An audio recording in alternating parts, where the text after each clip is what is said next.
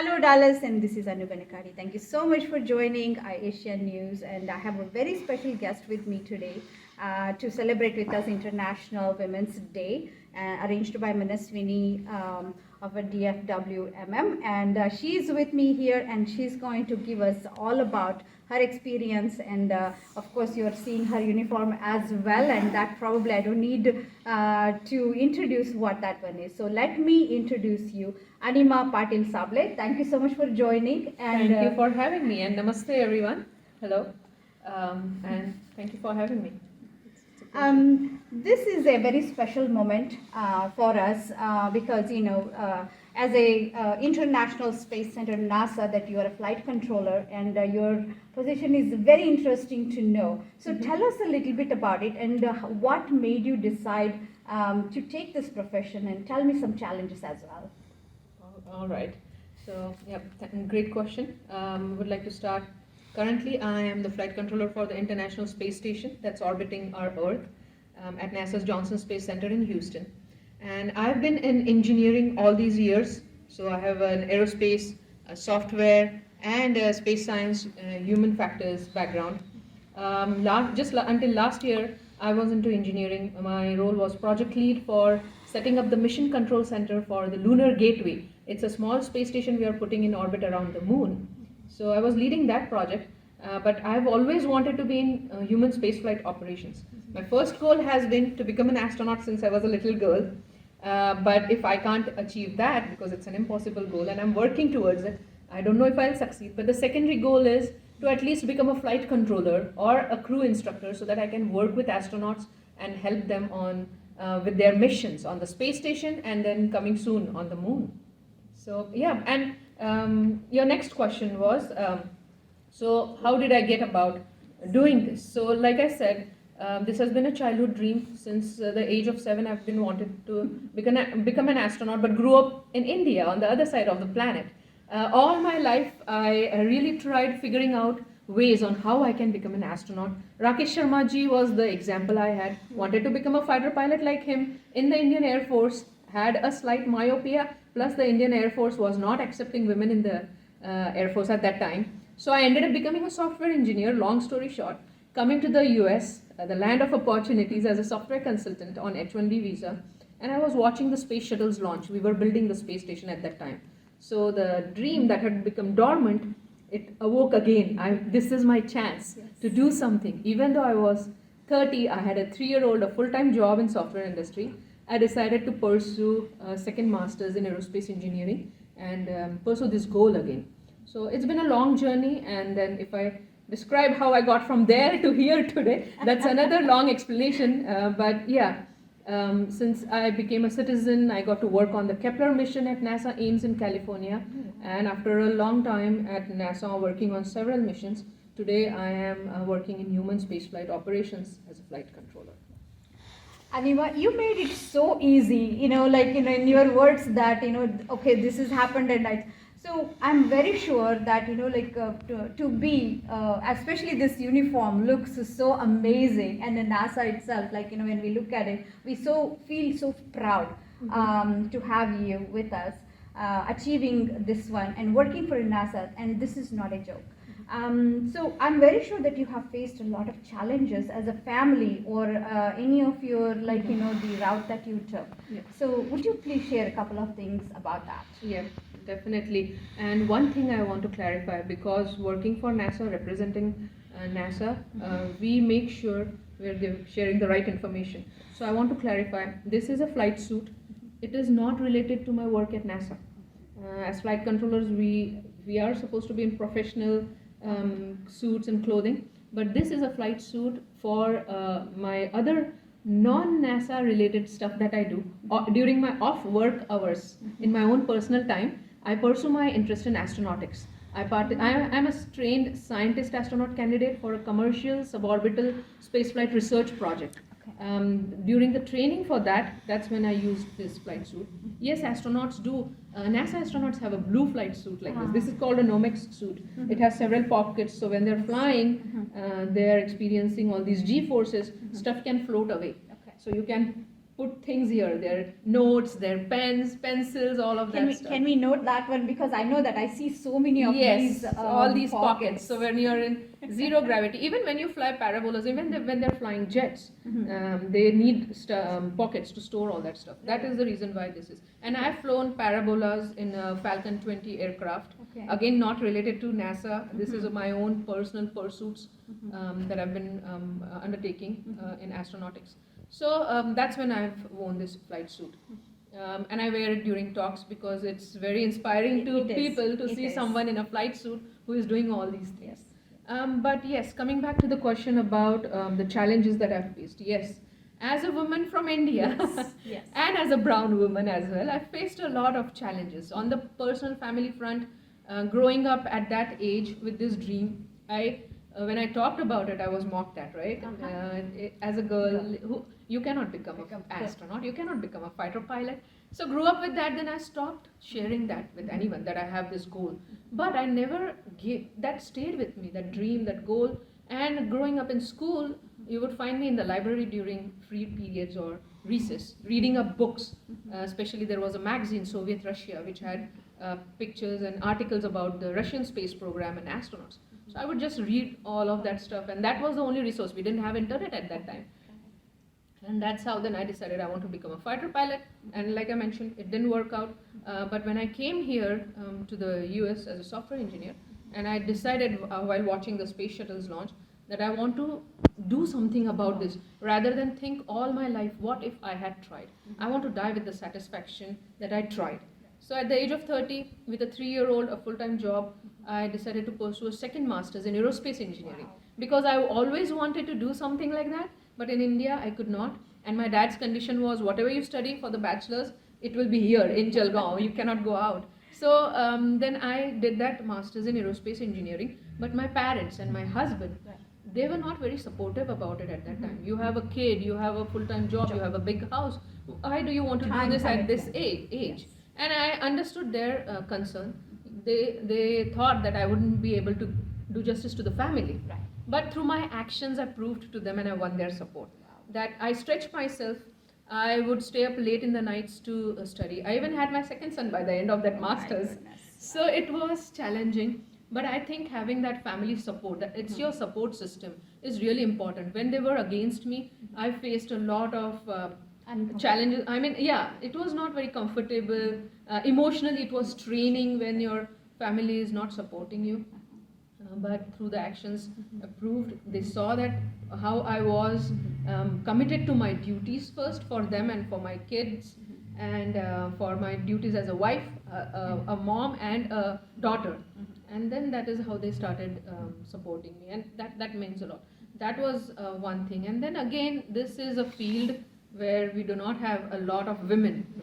There have been times in my engineering roles where I am the only female in the team, and that too a woman of this color. So there are, even on the non-NASA related stuff, even in my personal pursuits, I've faced sexism, then racism, and ageism as well. But you learn to deal with those because you're not going to give up. I'm not one who will give up.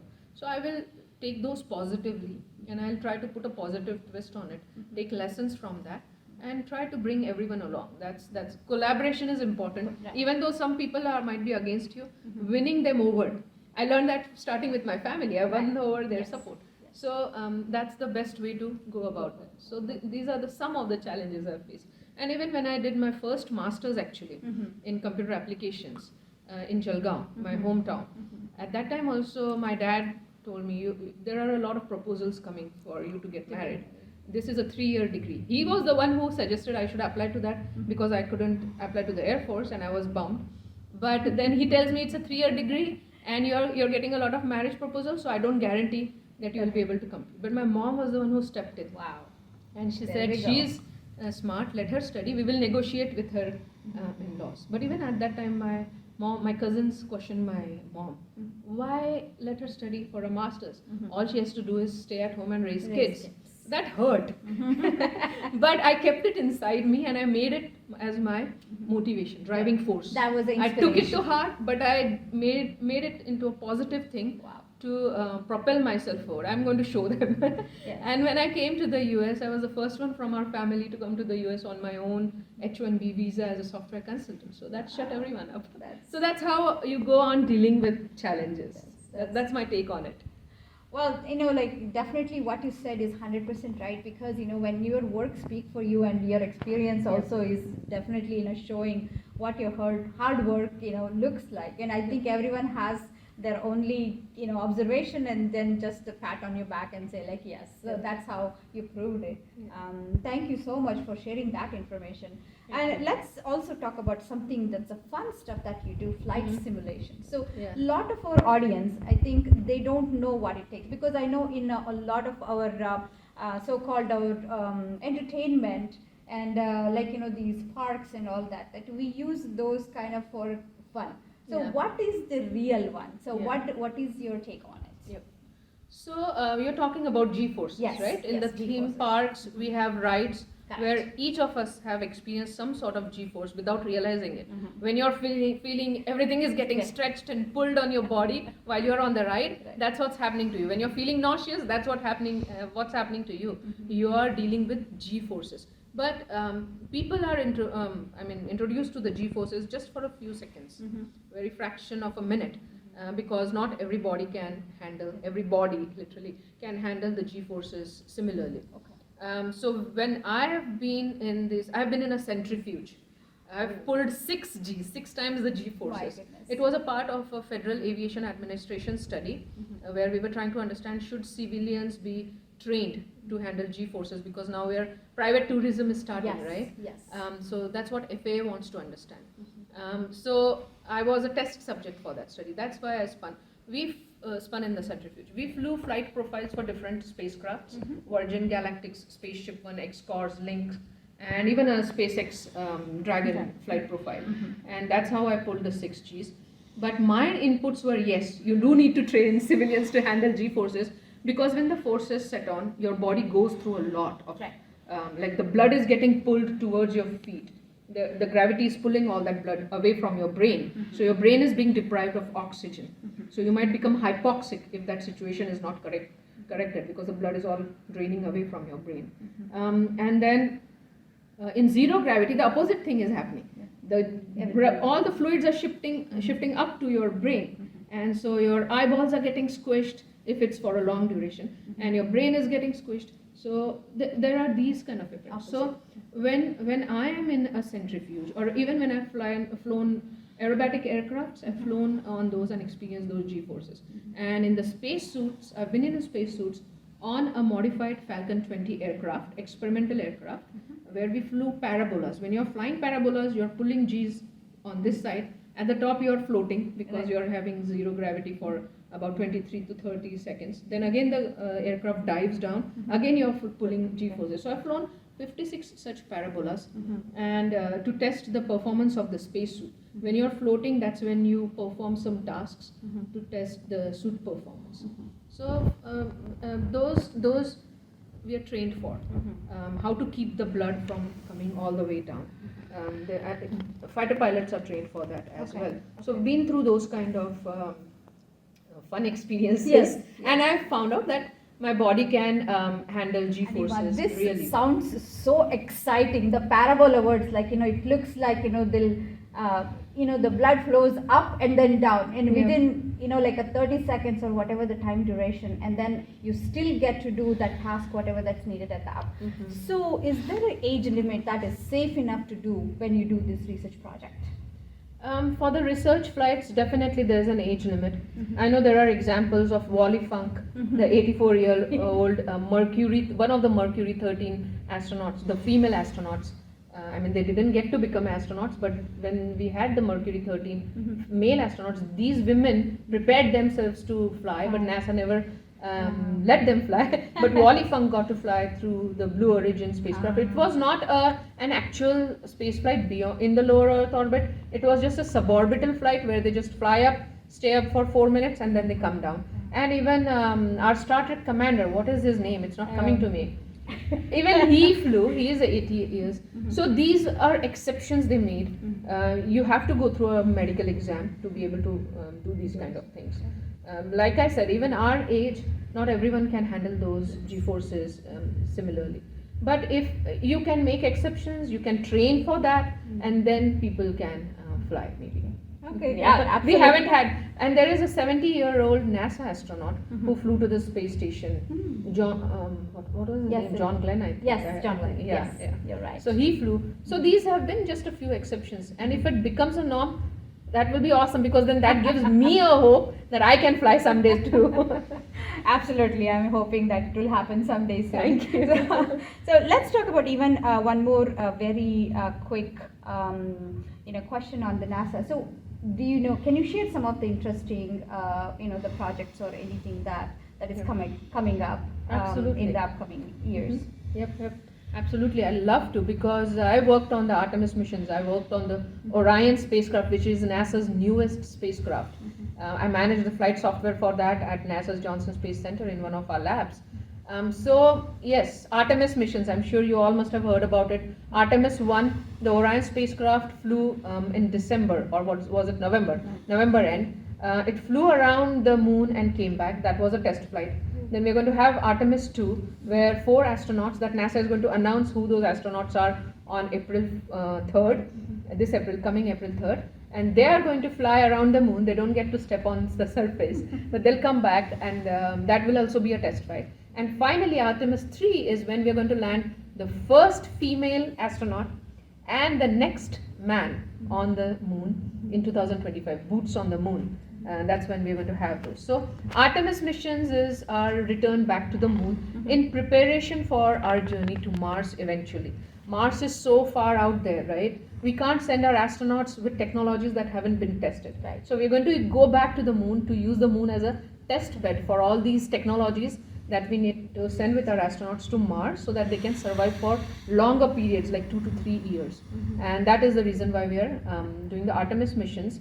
But yes, because it's the first female astronaut, Artemis was the twin sister of Apollo. Apollo missions is when Neil Armstrong, Buzz Aldrin landed, right? So because the female astronaut is going to be there on these, so we've named these the Artemis missions. So Wow. that's what's coming up, and you should follow the NASA Absolutely. channels on social media. Absolutely. Well, thank you so much for giving such an amazing information, and it is really pleasure meeting you. So, here we are celebrating International Women's Day. So, give your few words of thoughts on this day, special day.